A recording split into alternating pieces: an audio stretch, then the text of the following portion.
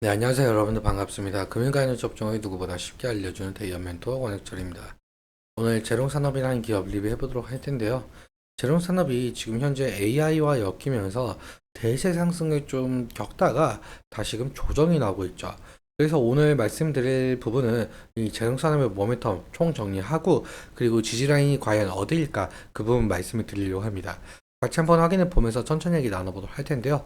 먼저 시작하기 전에 저희 대기업 채널에 오시면은 모든 종목들을 커버해드리고 있으니까 찾아주시면 정말 감사하겠고 영상도 끝까지 지켜봐 주시면서 댓글로 궁금하신 것들 남겨주시면은 다음 영상에서 말씀을 드리도록 하겠습니다.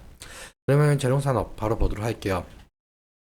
일단 재롱산업 같은 경우 여러분들도 이거 다 아시는 내용들인데 그 금속 제품을 판매를 하고 있고 금속 제품에서 이 송전, 배전, 지중선 관련 전자기기 자재와 통신기 자재 그리고 철도 자재 제조 판매에 관한 사업을 진행 중에 있죠. 그래서 이 재롱산업 같은 경우는 이 송배전 이런 사업을 하고 있기 때문에 전력기기 테마로 묶여 있는 상황인데요.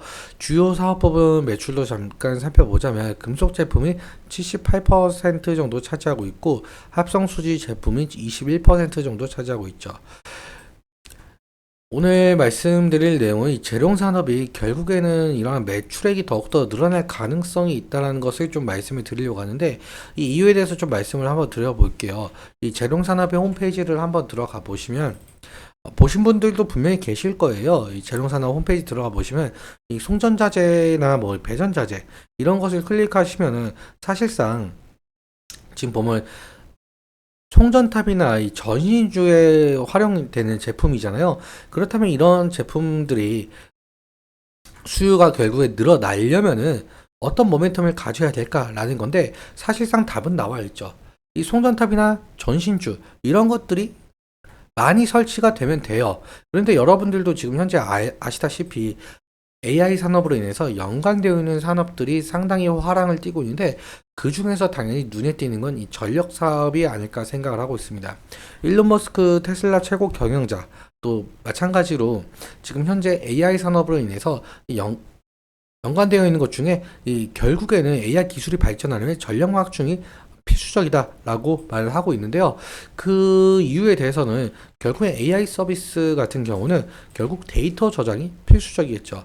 그렇다면 이 데이터 저장을 할 수 있는 데이터 센터 같은 경우는 끊임없이 가동을 해야 될 것이고 가동을 하면 할수록 전력 소비는 지속적으로 늘어날 수밖에 없다라는 겁니다. 일례로 여기 보시면은 챗 GPT와 같은 생성형 AI 서비스 이용 중에는 구글 검색보다 3에서 30배나 더 많은 전력이 필요하다라고 했을 정도로 상당히 많은 전력이 필요하다는 점이에요. 즉 다시 정리하자면 이 데이터 센터 같은 경우에는 전력 소비를 하면서 지속적으로 가동을 해 주어야 각종 데이터를 수집을 하고 저장하는 역할이 진행이 되겠죠. 그래야 AI 서비스를 지속을 하겠는데요. 그럼 여기서 필요한 것은 뭐가 있을까요? 바로 전력망 확충이겠죠. 태양광 발전이든 이 풍력 발전이든 원자력이든 화력 발전소든 이 전기를 결국엔 끌어올리면 송전탑도 새로 설치해야 되고 이 전신주도 새로 설치를 해야겠죠.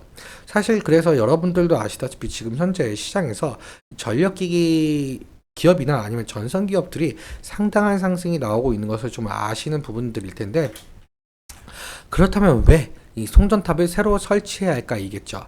전기 같은 경우 발전소에서 만들어지면서 일반 과정이나 회사까지 오게 되는데 이러한 과정을 좀 거치게 되고 있어요. 그림과 같이 상당히 복잡한 과정을 거치게 되는데 다시 말해서 이러한 이 전력 인프라망 구축에는 상당히 많은 전신주나 송전탑이 건설이 되고 있죠. 그래서 이 전력 인프라망 구축으로 인해서 이 재룡 산업에 아까 보셨던 제품들 수요가 늘어날 가능성이 있어 보인다는 겁니다.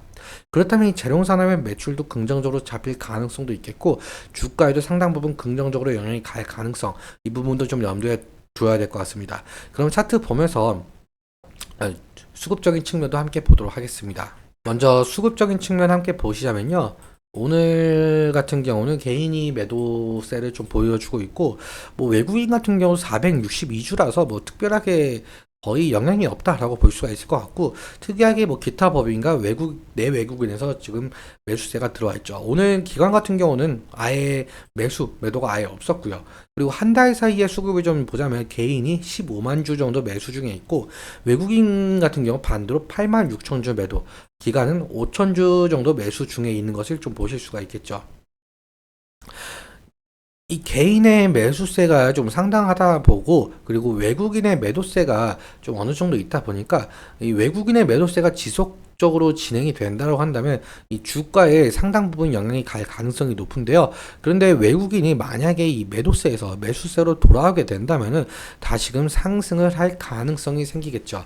그래서 이 외국인의 수급 좀 잘 살펴봐야 되겠는데, 그러면은 좀 당일 주요 거래원도 좀 살펴보자면, 대룡산업 같은 경우 지금 특이하게 JP모건에서 좀 24,000주 정도 들어온 것을 보실 수가 있겠고, 그리고 모건스탠리에서는 매도를 보여줬었어요. 5,800주 정도.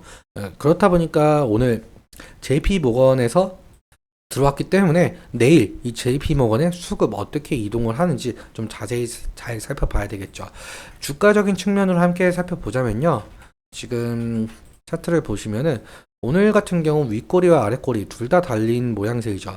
그리고 이 21일 이평선과 여기 윗꼬리가 달린 부근, 이 부근 레인지 사이에서 지금 왔다 갔다 하는 모습을 보이고 있는데, 어제의 흐름도 마찬가지로 결국엔 이 부분을 좀 돌파해주지 못하고 아랫꼬리가 달리면서 이 부분에서 마감을 한 모습을 보이고 있죠.